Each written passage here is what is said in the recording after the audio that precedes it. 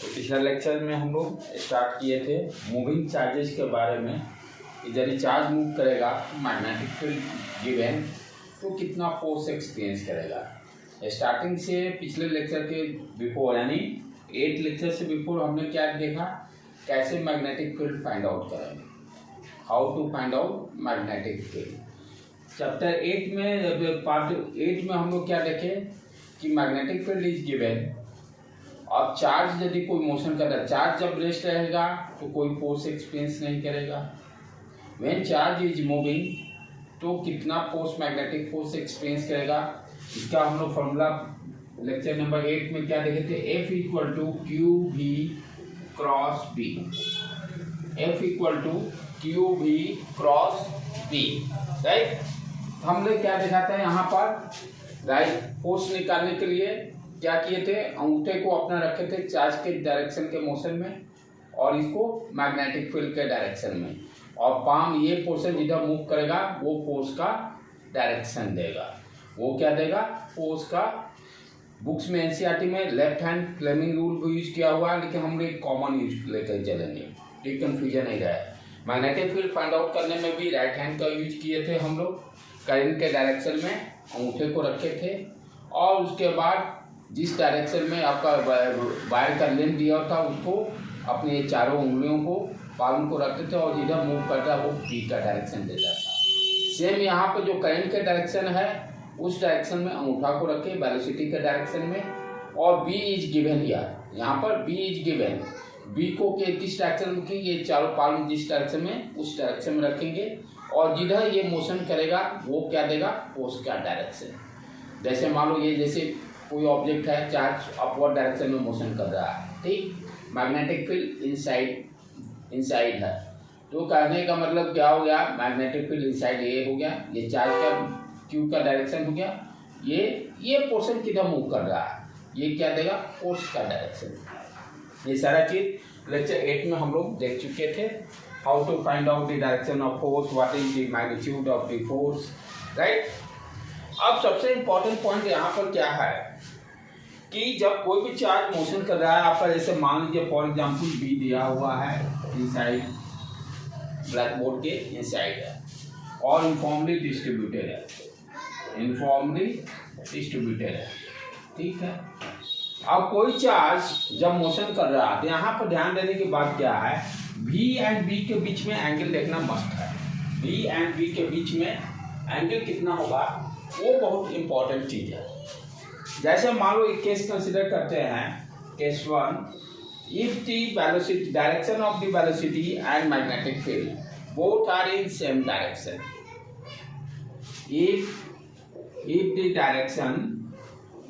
if the direction of velocity and magnetic field यानी B दोनों के बीच का एंगल यदि सेम डायरेक्शन में है, थीटा इक्वल टू 0 और या अपोजिट डायरेक्शन में 180 डिग्री। कहने का मतलब यदि ये B का डायरेक्शन फॉर एग्जांपल ये है और वेलोसिटी का भी डायरेक्शन यही है, दोनों सेम डायरेक्शन में है, तो व्हाट इज द फोर्स, यहाँ पर दोनों के बीच में थीटा का वैल्यू कितना है, 0 डिग्री, क्योंकि दोनों सेम डायरेक्शन में। तो यहाँ पर साइन, ये मैग्नीट्यूड कितना होगा फोर्स का, मैग्नीट्यूड देखें तो Q मॉड V फॉर्मूला क्या हो गया, क्रॉस का साइन थीटा, यहाँ पर थीटा 0 हो गया, फोर्स कितना आ गया, 0। यदि वेलोसिटी और मैग्नेटिक फील्ड दोनों सेम डायरेक्शन में हैं तो कोई भी फोर्स एक्सपीरियंस नहीं करेगा चार्ज। जिस तरह से यदि वो चार्ज रेस्ट में है तो रेस्ट में रहेगा, मोशन कर रहा जिस डायरेक्शन में उसी डायरेक्शन में कंटिन्यू मोशन करते रहेगा, उसका वेलोसिटी कांस्टेंट रहेगा, क्योंकि यहाँ पर कोई फोर्स ही नहीं लग रहा है। फोर्स क्या करता है, स्टेट को चेंज करता है, राइट। जब फोर्स ही नहीं लगेगा, चार्ज जिस वेलोसिटी से मूव कर रहा है उसी वेलोसिटी से मूव करते रह जाएगा। उसी तरह से यदि अपोजिट डायरेक्शन में दोनों रहता है, B एंड V दोनों अपोजिट डायरेक्शन में है, यानी यहाँ थीटा कितना हो गया, 180 डिग्री, साइन 180 भी 0 होता है, नो फोर्स एक्सपीरियंस। इस केस में भी क्या होगा, कोई फोर्स नहीं लगेगा तो चार्ज जिस डायरेक्शन में मूव कर रहा है उसी वेलोसिटी से मूव करते रहेगा। तो ये हो गया, हम लोग एक कैटेगरी केस 1 में कंसीडर किए कि angle between the velocity and magnetic field यदि 0 डिग्री होगा, 180 डिग्री होगा तो चार्ज कोई भी फोर्स एक्सपीरियंस नहीं करेगा, राइट। अब एक दूसरा केस कंसीडर करते हैं, that is very very important, जो कि हम लोग को पढ़ना भी है, ये भी पढ़ना भी है, वो अब उसी में सारे कॉन्सेप्ट को डेवलप करना है। यदि वेलोसिटी का डायरेक्शन और मैग्नेटिक फील्ड का डायरेक्शन दोनों परपेंडिकुलर होगा तब क्या होगा, दोनों परपेंडिकुलर होगा तब क्या होगा। Case 2, if the velocity and velocity का और मैग्नेटिक फील्ड दोनों परपेंडिकुलर है, जैसे मान लीजिए यहाँ पर ये मैग्नेटिक फील्ड का डायरेक्शन है इनवर्ड और ब्लैक बोर्ड के प्लेन में वेलोसिटी है, इस डायरेक्शन में रहे या इस डायरेक्शन में रहे या इस डायरेक्शन में मूव करे या किसी भी डायरेक्शन, इस प्लेन में चार्ज मूव कर रहा है और वेलोसिटी v का डायरेक्शन क्या है, परपेंडिकुलर टू द प्लेन, किसी भी डायरेक्शन में ब्लैक प्लेन पे मूव करेगा ऑलवेज क्या होगा, परपेंडिकुलर रहेगा। ध्यान से समझो यार, यदि ये भी आप कंसीडर करते हो क्या कि ये प्लेन में है ना, ये मान लो v velocity v velocity v velocity v velocity कहीं भी थे, ये प्लेन क्या है, इसके ये हमेशा परपेंडिकुलर है,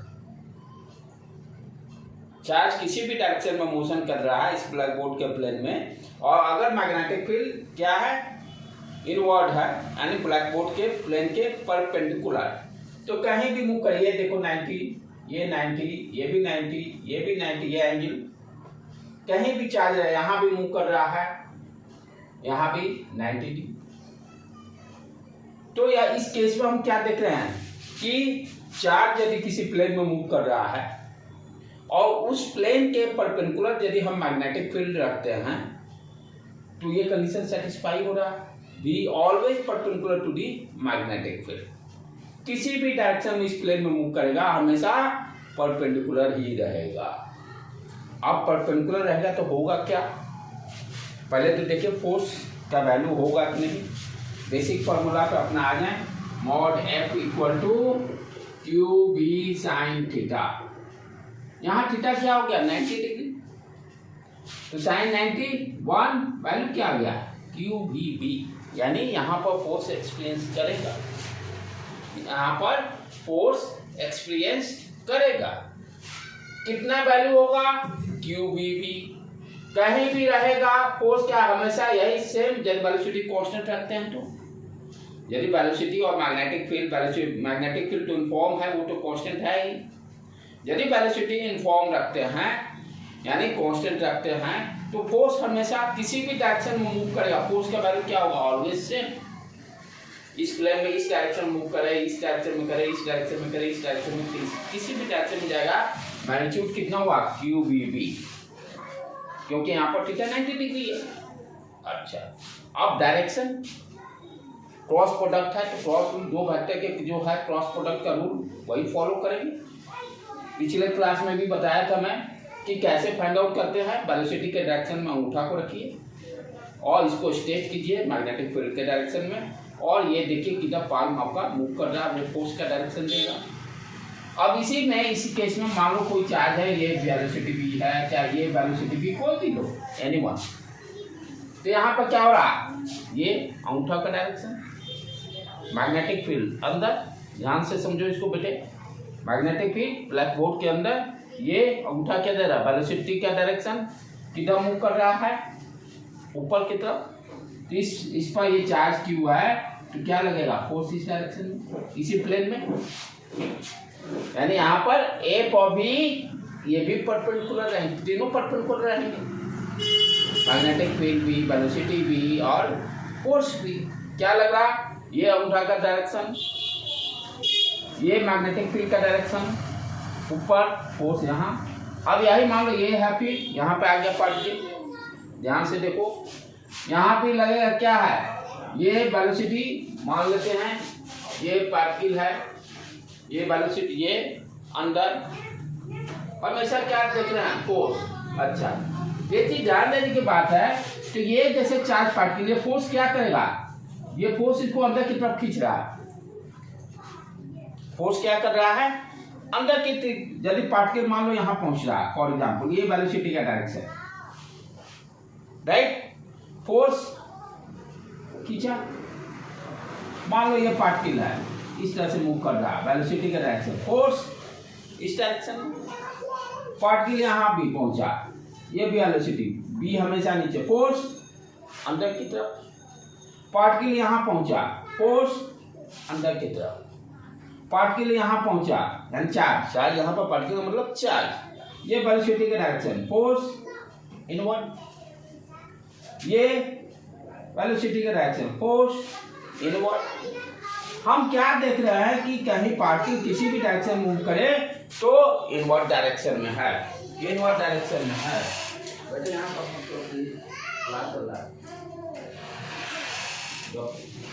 पूरा या खेलो।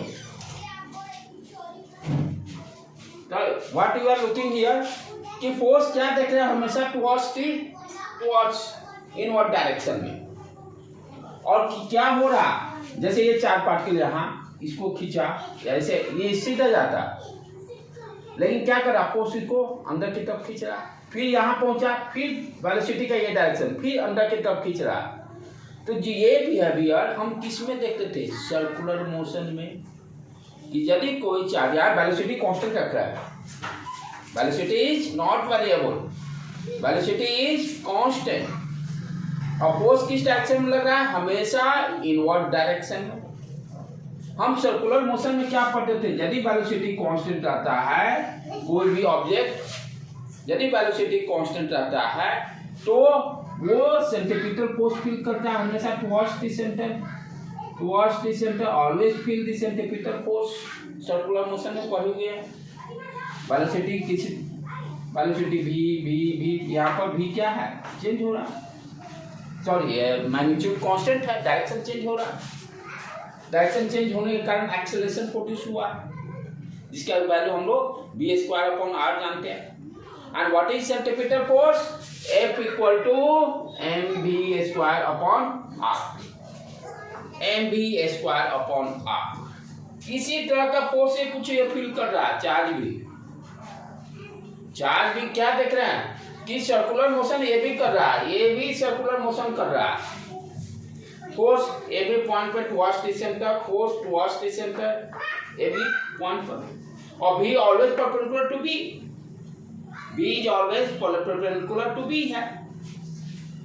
तो इट मींस जो यहाँ मैग्नेटिक फोर्स जो हम निकाले F = qvb, that will be equal to centripetal force. We can also say जो हम लोग मैग्नेटिक फोर्स निकाले F = qvb, वो उस फोर्स को हम लोग सेंट्रीपिटल फोर्स भी बोल सकते हैं, क्योंकि यहाँ पर हम क्या देख रहे हैं, यदि कोई भी चार्ज पार्टिकल यदि मैग्नेटिक फील्ड इनवर्ड डायरेक्शन में है, इस ब्लैक बोर्ड पे कहीं भी फेंकेंगे तो क्या देखते हैं, सर्कुलर मोशन कर रहा है। That is very very important point. कब, जब वेलोसिटी और बी दोनों परपेंडिकुलर हो। कंडीशन क्या है, जब वेलोसिटी और मैग्नेटिक फील्ड दोनों परपेंडिकुलर होगा, चार्ज जैसा ही मोशन करेगा तो स्ट्रेट मोशन कभी करेगा ही नहीं, क्योंकि वो फोर्स फील कर रहा है। Always moves in circle, always moves in circle. तो कंक्लूजन क्या निकल रहा है कि यदि वेलोसिटी और मैग्नेटिक फील्ड दोनों परपेंडिकुलर हैं एक दूसरे पर, तो चार्ज का मोशन किस तरह का हो रहा है, सर्कुलर मोशन। चार्ज का मोशन किस तरह का हो रहा है, सर्कुलर मोशन। यदि बी परपेंडिकुलर हो इनवर्ड डायरेक्शन में, तो हम क्या देख रहे हैं, चार्ज इस तरह से मूव कर रहा है। यदि आउटवर्ड डायरेक्शन में क्या हुआ, तो उल्टा घूमेगा। आउटवर्ड डायरेक्शन में यदि मान लो ये बी वेलोसिटी दे दी और मेरा क्या है, आउटवर्ड डायरेक्शन में बी है, ठीक है, ये इस तरह से राइट नीचे, यानी फोर्स इसको इधर लेके आएगा, फिर आगे बढ़ा यहाँ वेलोसिटी का डायरेक्शन ये और ये आउटवर्ड डायरेक्शन, फिर अंदर सिर्फ क्या होगा, ये एंटी क्लॉकवाइज में इनवर्ड में घूम रहा था, यहाँ पर क्लॉकवाइज में घूमेगा। तो ऑलवेज क्या देखेंगे, that is very important point, velocity और बी दोनों यदि परपेंडिकुलर रहेंगे तो चार्ज का मोशन किस तरह का होगा, circular motion. That is objective point, ठीक है बेटे। Always circular motion circular motion होने का मतलब क्या हो गया, जो हम मैग्नेटिक फील्ड का वैल्यू निकाले Q B B, that will be equal to centripetal force also, क्योंकि यही सर्कुलर मोशन में भी होता है। जब कोई भी ऑब्जेक्ट सर्कुलर मोशन करता है तो कौन सा फोर्स फील करता है, सेंट्रीपिटल फोर्स, और उसका फॉर्मूला क्या है, mv² upon are. v² r क्या हो गया, एक्सीलरेशन, m मास हो गया।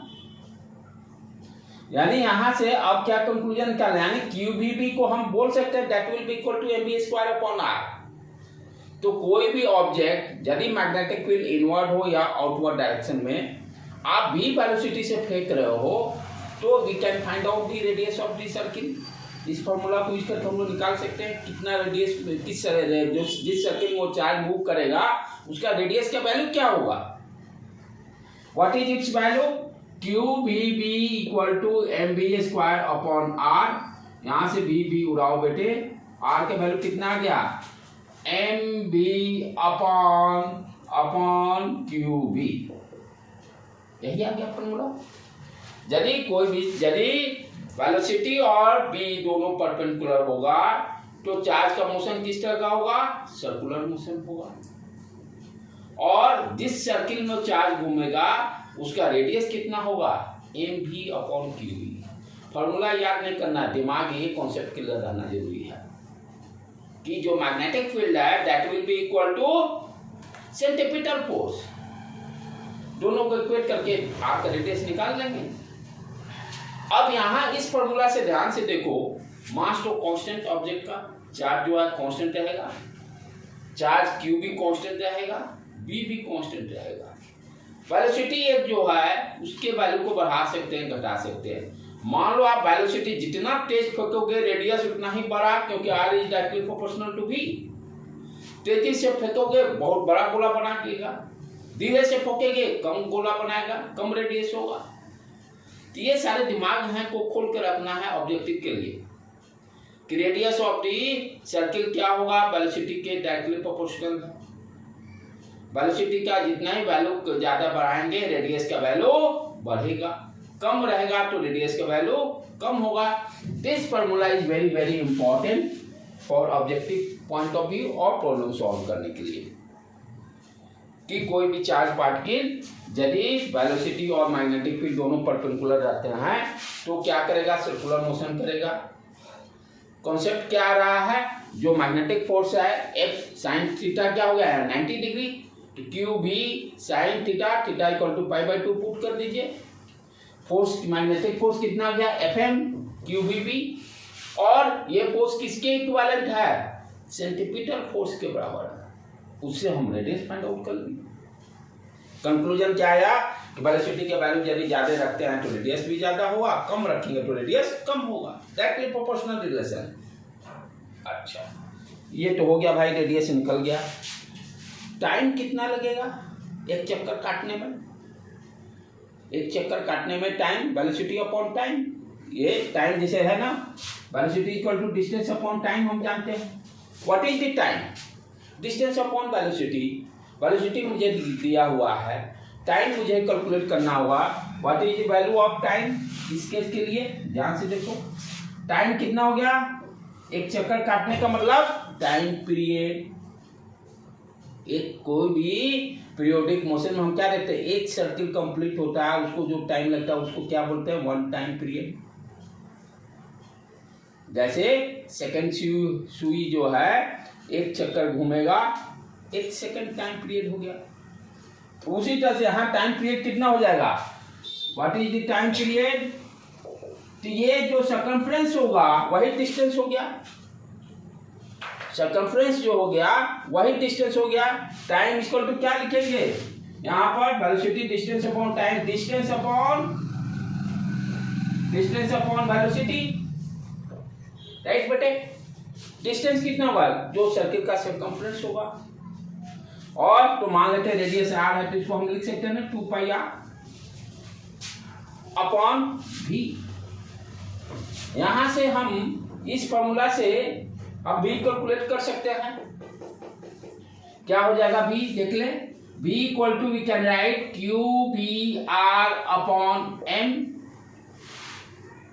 इसको वैल्यू को वहां पुट करके देखते हैं क्या आ रहा खेला।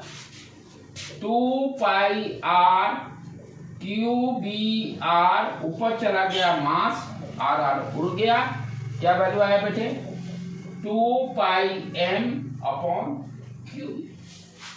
आपसे टाइम पीरियड पूछ सकता है कितना होगा, तो 2πm/Q। ये भी बहुत ही इंपॉर्टेंट कॉन्सेप्ट देता है नीट के लिए या मेंस के लिए या +2 लेवल के लिए। टाइम पीरियड का वैल्यू कितना है, ध्यान से गौर से देखो।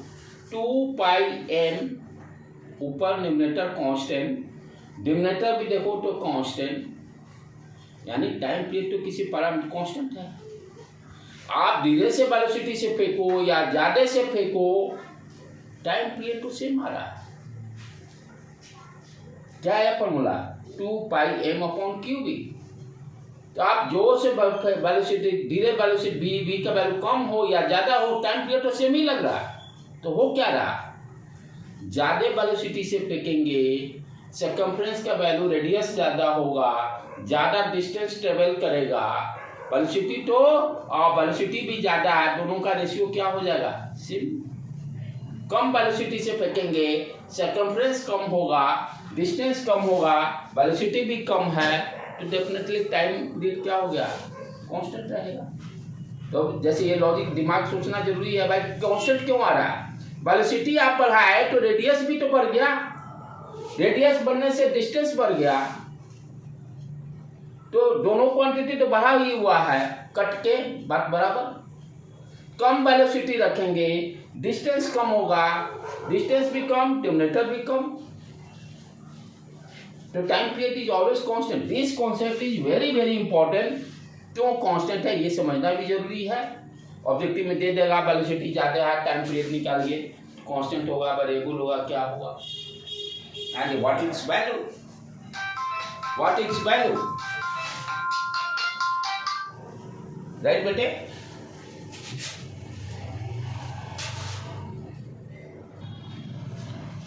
राइट बेटे, हम लोग क्या देखे कि टाइम पीरियड भाई कांस्टेंट रहता है। आप ज्यादा वेलोसिटी से फेंको या कम वेलोसिटी से फेंकने पर always time period constant.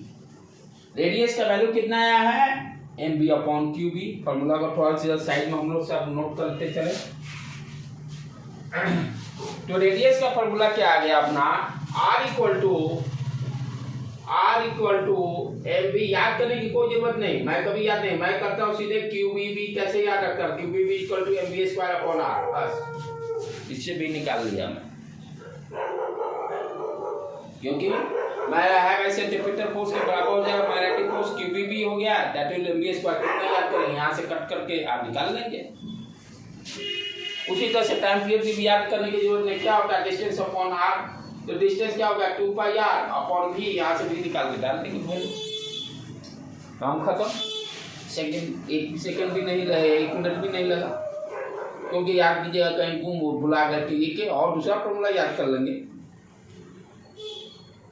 Right बेटे, अब आगे इसमें और क्या देखें हम लोग, टाइम पीरियड भी कांस्टेंट हो गया, ठीक है। अच्छा, फ्रीक्वेंसी हम लोग आराम से निकाल सकते हैं, f = 1/t।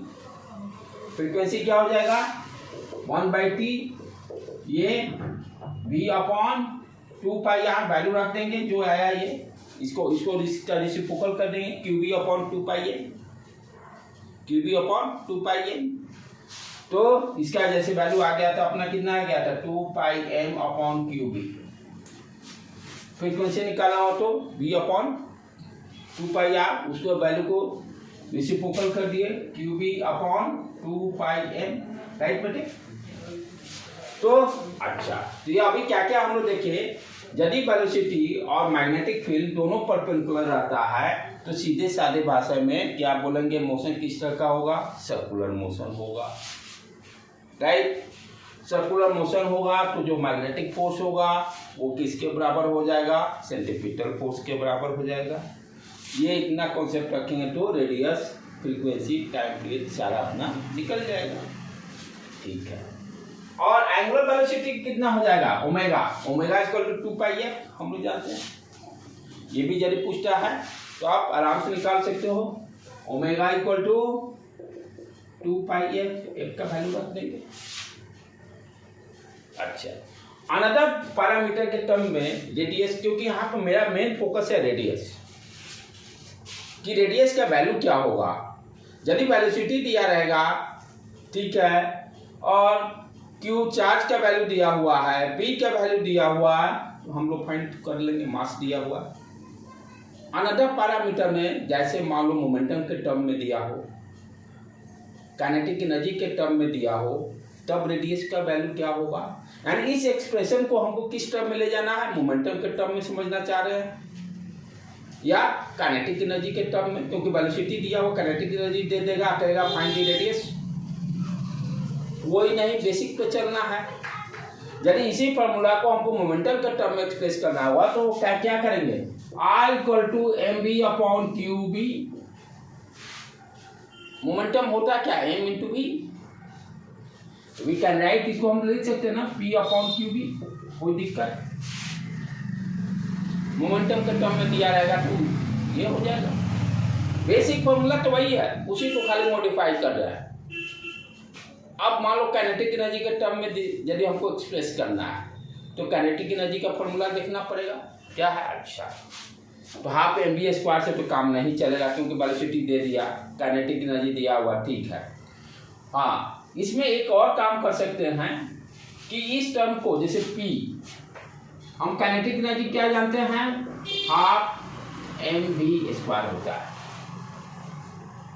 ठीक। अच्छा, p = हम क्या जानते हैं, mv भी होता है मोमेंटम।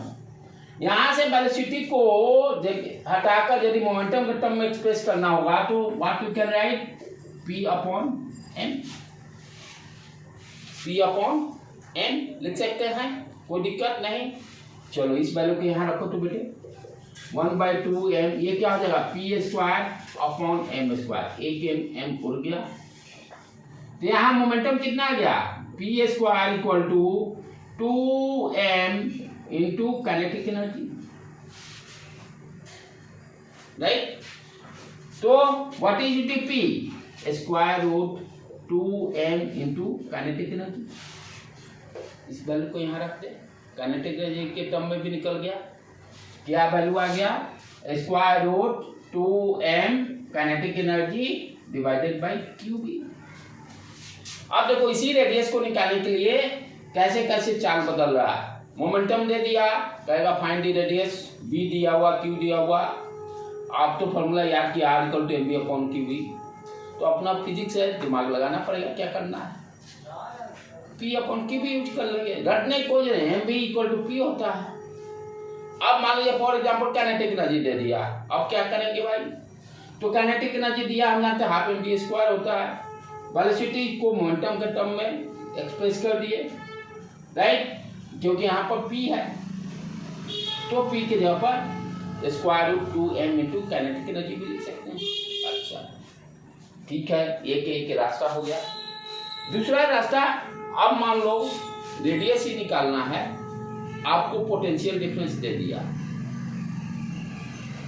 पोटेंशियल डिफरेंस दे दिया, then how to find out. क्यों सब जगह क्या फाइंड आउट कर रहे हैं, रेडियस ही मेन मेरा जड़ है, मेन जड़ रेडियस ही निकालना है। अब क्या है कि डिफरेंट पैरामीटर दे रहा है, तो कैसे यूज करेंगे, फॉर्मूला तो यही है, इसी से सारा खेल रहा है, यहीं से स्टार्टअप कर रहा है। वेलोसिटी दे देगा तो नो प्रॉब्लम, अब मोमेंटम दे दिया तो इसको p लिख देंगे, काइनेटिक एनर्जी दे दिया, ये रटने की कोई जरूरत नहीं, पता है कॉन्सेप्ट। इसीलिए कहते हैं डेरिवेशन पक्का होना जरूरी है। जितने डेरिवेशन आपका फिजिक्स में स्ट्रॉन्ग रहेगा उतना ही फिजिक्स स्ट्रॉन्ग रहेगा। यदि डेरिवेशन में स्ट्रॉन्ग नहीं है तो आपको पता ही नहीं चलेगा कॉन्सेप्ट है क्या, राइट बेटे। इसलिए derivation is very very important. अब आगे नेक्स्ट इसी में हम पढ़ रहे हैं, क्या कर रहे हैं कि पोटेंशियल डिफरेंस दिया हुआ है और हमको रेडियस सारा कैलकुलेट करना है। क्या करेंगे, चलो इसको मिटाता हूं मैं। सारा जो पढ़ा हो वही कॉन्सेप्ट इलेक्ट्रोस्टैटिक वाला यूज करेंगे। मान लो कोई 0 वोल्ट, ये V वोल्ट, ये 0 वोल्ट दे दिया, ये V वोल्ट दे दिया। अब इसमें मान लो आपको दिया हुआ यानी V0 को अंडरस्टैंड करो, पोटेंशियल डिफरेंस V नॉट क्या है? Potential difference, potential at this point. यहाँ पर 0 वोल्ट लिए। पोटेंशियल डिफरेंस की बात करेंगे तो क्या हो गया? Del B equal to V naught minus 0, del change बताता। अब कोई मान लो चार्ज है, चार्ज यहां से मोशन किया, पोटेंशियल डिफरेंस के कारण एक्सेलरेशन होगा। वाटर लेवल में पोटेंशियल डिफरेंस रहेगा तो वाटर का फ्लो होगा, उसका एक्सेलरेशन होगा। उसी तरह चार्ज पे भी लागू होगा। ठीक है, अब हमें कहता है कि अब मैग्नेटिक फील्ड दे दिया इनवर्ड है, पोटेंशियल डिफरेंस दे दिया कितना है? V नॉट है। आप कहेगा फाइंड दी रेडियस, क्योंकि आपको तो पता है कि यदि ये वेलोसिटी ये है, B का डायरेक्शन ये दे दिया, ये सर्कुलर मोशन करेगा, सर्कुलर मोशन करेगा। यहाँ पर हमको लेकिन वेलोसिटी नहीं दिया हुआ है। फॉर एग्जाम्पल पोटेंशियल डिफरेंस दे दिया है, क्या करेंगे? कॉन्सेप्ट पढ़े हैं हम लोग कि पोटेंशियल डिफरेंस का कॉन्सेप्ट क्या था? Potential difference equal to work done by external agent divided by charge, यानी यूनिट चार्ज को इंफिनिटी से लाने में जितना वर्क डन करना पड़ेगा वही पोटेंशियल डिफरेंस है। ये सारे बेसिक कोड नहीं भूलना है कभी भी। तो we can write del B equal to क्या? Work done by external agent divided by tested charge. ठीक, तो यहाँ पर work done by external agent कितना हो जाएगा? Q इंटू डेल बी लिख सकते हैं। डेल बी कितना है? V not. अच्छा, अब क्या करेंगे? वर्क एनर्जी थ्योरम लगा लेते हैं। वर्क एनर्जी थ्योरम में क्या है? Total work done equal to change in kinetic energy. Work energy theorem, total work done equal to क्या हो जाएगा? Change in kinetic energy. Total work done मालूम है, Q V नॉट है। चेंज इन किनर इनिशियली मान लो ये rest में था चार्ज और B वेलोसिटी अटेन कर लिया, तो यहाँ पर चेंज इन काइनेटिक एनर्जी भी निकाल सकते हैं हम लोग। तो we can say total work done and work done by external agent we can write change in kinetic energy. और इनिशियली मान लेते हैं वेलोसिटी यदि चार्ज का 0 है, सर्टेन टाइम के बाद B वेलोसिटी हो जाता है, तो change in kinetic energy final क्या होगा? हाफ mv² और इनिशियल 0, क्योंकि वेलोसिटी 0 है। और ये वैल्यू इधर निकाले हुए हैं। Work done by external agent Q into V not क्या है? Potential difference. इसको इक्वेट कर दो बेटे, Q V नॉट। यहां से हम B निकाल सकते, क्योंकि फॉर्मूला में basic R equal to mv/QB। B निकालना है, पोटेंशियल डिफरेंस दिया हुआ है, यानी इस B को हमें पोटेंशियल डिफरेंस के टर्म में एक्सप्रेस करना होगा। तो यहां से वेलोसिटी कितना हो गया? सारे को उस साइड भेजो, 2QB नॉट अपॉन m, इसका स्क्वायर रूट हो जाएगा, काम खत्म। वहां वैल्यू डाल देंगे, पोटेंशियल डिफरेंस के टर्म में दिया होगा। तो कॉन्सेप्ट क्या क्या डेवलप हो रहा है ध्यान से समझने का है। पहला रेडियस जो बेसिक है, B वेलोसिटी दिया हुआ है, मैग्नेटिक फील्ड और वेलोसिटी दोनों ही दिया हुआ परपेंडिकुलर हैं, सर्कुलर मोशन करेगा। रेडियस कैसे निकालेंगे कि जो सर्कुलर मोशन करेगा मतलब सेंट्रीपिटल फोर्स एक्सपीरियंस करेगा charge, magnetic force equal to centripetal force, वहां से रेडियस निकाल लेंगे। ठीक है, आ गया ये वैल्यू। अब मान लिया डिफरेंट वेलोसिटी नहीं देकर दे दिया कि मोमेंटम दिया हुआ है, मोमेंटम के टर्म में एक्सप्रेस कर दिए। नेक्स्ट, यदि मोमेंटम नहीं देगा, काइनेटिक एनर्जी का वैल्यू दिया हुआ इतना काइनेटिक एनर्जी है, इस फॉर्मूला को यूज करके रेडियस निकाल लेंगे। यदि दे दिया V नॉट पोटेंशियल डिफरेंस है, तो अब रेडियस क्या होगा? यहाँ से कैलकुलेट कर लेंगे। तो कैलकुलेट करना है रेडियस ही, जो चार्ज मूव कर रहा है सर्कुलर। अब क्या क्या गिवन के अकॉर्डिंग फॉर्मूला को सेटअप करेंगे। याद करने की कहीं जरूरत नहीं, याद करोगे तो काम गड़बड़। कितना याद करोगे रेडियस फॉर्मूला? पॉसिबल ही नहीं है, इसलिए फंडामेंटल सीखने का है। चलो एक प्रॉब्लम करें तो और ज्यादा क्लियर होगा कॉन्सेप्ट।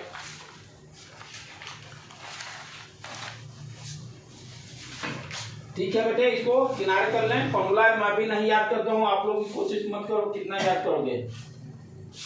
एक तो बायो भी रटना ही है, फिर इधर भी रटना ही है, तो बहुत मुश्किल हो जाएगा। हाँ, जहाँ जरूरत है एग्जाम के टाइम में जो आपको याद कर सके इट्स ओके। अब जैसे प्रॉब्लम क्या दिया हुआ है, यही सारे फॉर्मूला को यूज करके हम लोग देखते हैं, प्रॉब्लम निकालते हैं, सॉल्व करते हैं। 3 चार्जेस, बोर्ड के लिए भी ये सारे इंपॉर्टेंट है। 3 चार्ज पार्टिकल, प्रोटॉन, एनसीईआरटी में भी ये दिया, proton, neutron and alpha particles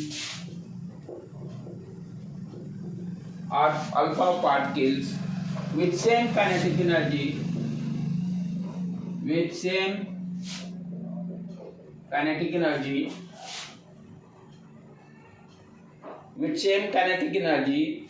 every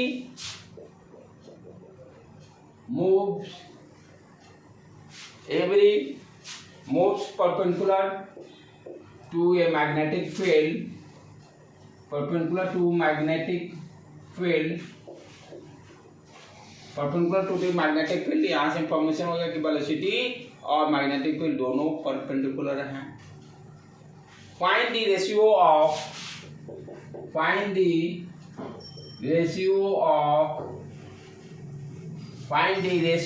of their radii, यानी तीनों पार्टिकल्स का रेडियस निकालना है, देयर रेडियाई। गिवन क्या क्या है, प्रोटॉन, न्यूट्रॉन और अल्फा पार्टिकल। मास और चार्ज दिया हुआ, प्रोटॉन है H1, मान लेते हैं मास m दिया हुआ है, चार्ज इसका E। न्यूट्रॉन क्या हो गया, H21 हो जाता है, मास डबल, चार्ज वही। और अल्फा पार्टिकल हीलियम को बोलते हैं, 4 टाइम्स मास हो जाता है और charge 2। That given the information. ये दिया हुआ मास और चार्ज दिया हुआ, और क्या दिया हुआ, काइनेटिक एनर्जी तीनों का सेम है, यानी काइनेटिक एनर्जी वाला फॉर्मूला लगाना होगा। अब देखो बेसिक, तो अभी क्या देखे कैसे इसको करने का है, फॉर्मूला हमको कुछ नहीं याद है। क्या इतना मालूम है कि magnetic force QVB equal to centripetal force, ये बेसिक फिजिक्स कॉन्सेप्ट आ गया। इससे यहाँ से निकाल लेते हैं, जो उड़ाने उड़ा दो। रेडियस कितना आ गया, R equal to mv/QB। Kinetic energy same दे रहा है, इसका मतलब क्या हो गया, वेलोसिटी के जगह पर हमको काइनेटिक एनर्जी लेके आना है। और हम क्या जानते हैं, kinetic energy equal to half mv²। यहां से b निकाल कर डाल देते हैं, काम खत्म। b को निकाल कर what is the v² twice KE/m, इसका स्क्वायर रूट हो गया। इस वैल्यू को यहां रख दे, काम खत्म। दो कितना आ गया, R equal to m/QB, velocity कितना हो गया, स्क्वायर रूट 2KE/m हो गया। देखो कहीं कोई फॉर्मूला याद करने की जरूरत नहीं। अब सारे का निकाल लेते हैं रेडियस। प्रोटॉन, ये देखो मास दिया हुआ है, ये कट मार दो, मास ऊपर चला जाएगा, √m हो जाएगा। Final formula 1/QB square root 2 kinetic energy into m। अब सारे का रेडियस निकाल लेते हैं, अलग अलग जो दिया हुआ है, इसको ऊपर से मिटा देता हूं बेटे।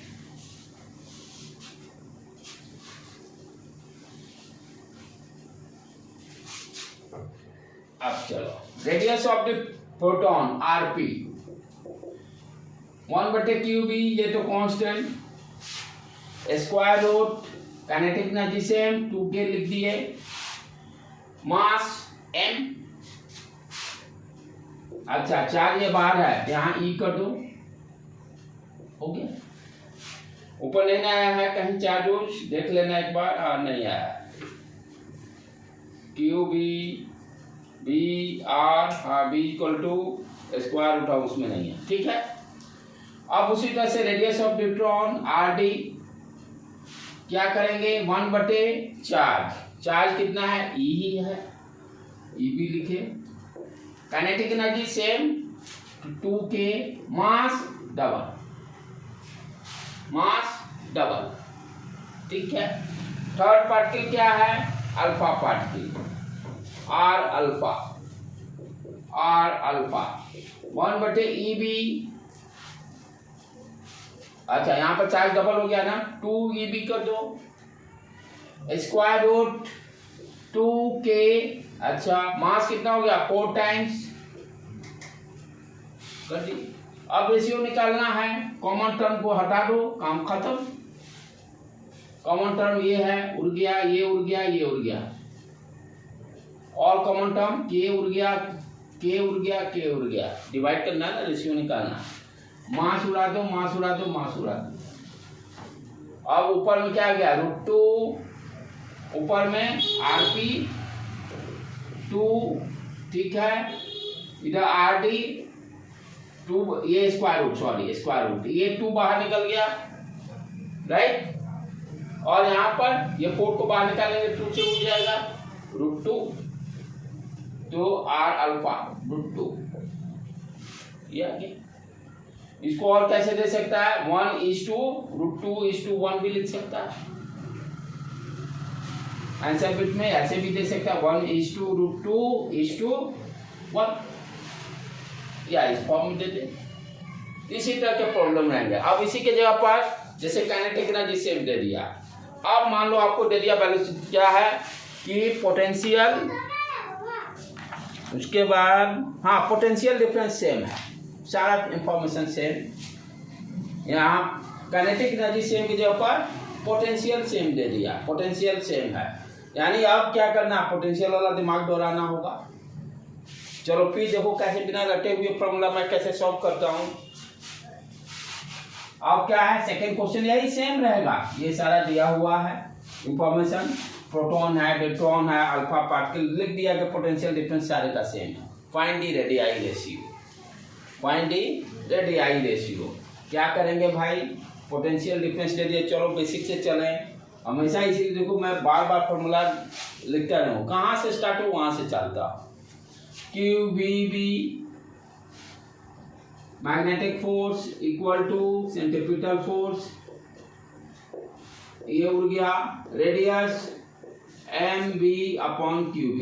देखो हमसे मेरे से याद एकदम नहीं होता है, लेकिन यही है मेरा स्ट्रॉन्ग होने के कारण, इसीलिए हमेशा मैं मैथमेटिक्स पे रहता हूँ कि बेसिक कहाँ से चालू हुआ वो मेरा फंडा अपना क्लियर रहता है, ठीक है। अब ये वेलोसिटी को पोटेंशियल के टर्म में एक्सप्रेस करना है, इस वेलोसिटी को पोटेंशियल के टर्म में एक्सप्रेस करना। अभी देखे हम लोग फॉर्मूला क्या देखे थे कि वर्क डन पोटेंशियल कहाँ पे आया था, अभी work done by external agent क्या आया था, वहां पर पोटेंशियल दिया हुआ है, तो work done by external agent equal to V0, मान लेते V0 पर पोटेंशियल डिफरेंस और इनटू चार्ज, और ये किसके बराबर आ गया था, ये work done change in kinetic energy, initial 0 final ½ mv²। ये देखो यहां से वेलोसिटी निकाल लो, v² equal to 2V0 upon, ये नहीं क्यू लिख देते हैं क्योंकि चार्ज अलग अलग है,